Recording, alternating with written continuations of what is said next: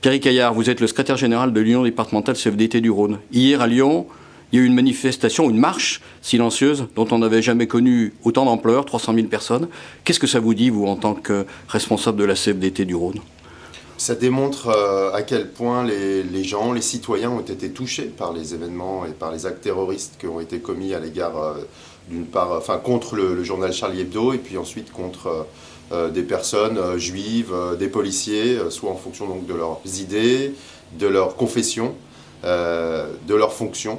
Et donc c'est un grand élan de solidarité que sont venus témoigner les personnes au travers du slogan « Je suis Charlie », selon lequel elles s'identifient toutes, elles partagent toutes, je dirais, les valeurs, le destin et la situation, qu'elles se sont également solidaires des familles. Souvent, on entend dire que les journalistes ne font pas leur boulot, on l'entend même dire dans des réunions syndicales, y compris à la CFDT. Vous, qu'est-ce que ça, la CFDT, Confédération française démocratique du travail, qu'est-ce que ça vous dit du rapport entre la presse et la démocratie ? Eh bien, on voit que lorsque des fondamentalistes, des terroristes veulent s'attaquer à notre société, eh bien, cette fois-là, ils en sont passés. Ils ont commencé par attaquer donc les médias, et pas n'importe quel média, un des médias qui s'autorisait par l'humour à mettre en dérision parfois un certain nombre de postures religieuses, politiques. Et donc, c'est bien parce que c'est la liberté d'expression, la liberté et la liberté d'expression qui ont été attaquées, que la reconnaissance, notamment de la CFDT, va en premier lieu vers eux. Ce sont les défenseurs de la démocratie. Alors, ultime question. Il y a eu ce grand moment d'unité nationale, le 11 janvier 2015. Il y a maintenant l'après. Qu'est-ce que la CFDT peut faire pour construire un avenir ? Donc l'après, c'est reprendre, amplifier, peut-être avec d'autres, le travail de fourmi que font toutes les équipes CFDT au quotidien pour défendre un certain nombre de valeurs. La démocratie, la liberté, la solidarité.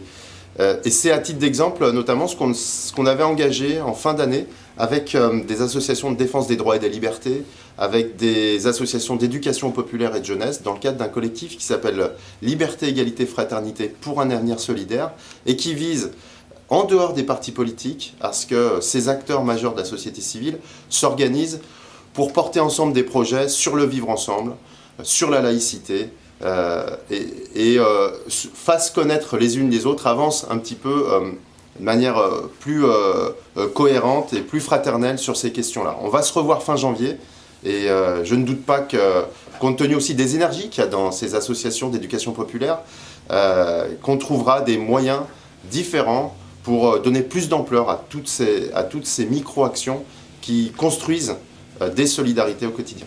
Alors souvent, une dernière question, il y a un petit codicile. Alors je le fais parce que vous me tendez la perche. On a vu quand même, et on connaît dans l'opinion publique le discrédit que vivent les élus politiques, les partis, la politique en général. Est-ce que justement, compte tenu de ce qu'a été l'histoire de la CFDT peut porter un rôle dans la société, comme vous l'incarnez un petit peu, pour représenter la société civile avec d'autres ? Oui, alors effectivement, il y a une désaffection citoyenne vis-à-vis de la chose publique, de la chose politique, mais également parfois de toute forme de représentation institutionnelle, qu'il faut bien resituer dans un cadre où la démocratie, c'est complexe dans les sociétés contemporaines. Ça atteint un tel niveau parfois de complexité que les citoyens ne s'y retrouvent plus, ne comprennent plus les enjeux et du coup n'apportent plus forcément leur adhésion à ce mode d'organisation qu'est la démocratie. Il faut donc, il nous appartient de redonner du sens, de resituer les enjeux au niveau où ils peuvent se poser demain, le niveau pertinent pour faire avancer les questions sociales, les questions économiques, l'emploi. C'est la France, c'est l'espace national, mais c'est bien évidemment l'Europe. C'est aussi un des symboles qu'on peut retenir de la journée d'hier, c'est que l'ensemble des chefs d'État des pays de l'Union européenne et au-delà sont venus en solidarité à Paris pour témoigner donc qu'ils sont à nos côtés. C'est peut-être aussi dans ce cadre-là qu'on reconstruira non pas les solidarités du quotidien, mais plus loin, qu'on redonnera du sens à la politique et qu'on pourra peser à nouveau que les démocraties et les gouvernements pèseront plus face aux puissances du monde économique dont les logiques ne prennent pas suffisamment en compte les enjeux environnementaux ou les enjeux démocratiques.